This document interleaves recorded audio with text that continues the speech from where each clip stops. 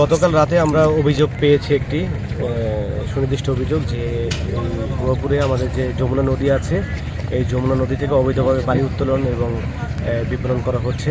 সেই প্রেক্ষিতে আজকে আমরা দুপুর 12টা থেকে আমাদের অভিযান শুরু করেছি। আমি ছিলাম, আমাদের উপজেলা নির্বাহী অফিসার স্যার আছেন এবং গোয়াপুর থানার ভারপ্রাপ্ত কর্মকর্তা এবং থানা সদস্যবৃন্দ, গ্রাম পুলিশ, আমাদের যে ফাঁড়ি আছে পুলিশ সদস্যবৃন্দ সবাই এখানে উপস্থিত ছিল এই অভিযানে।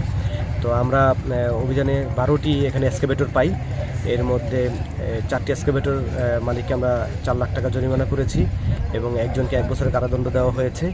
ইতিমধ্যে আমরা 4টি এক্সকাভেটর সবগুলোই জব্দ করা হয়েছে। 4টি এক্সকাভেটর অলরেডি আমরা থানায় নিয়েছি, আমাদের হেফাজতে, থানা হেফাজতে আছে।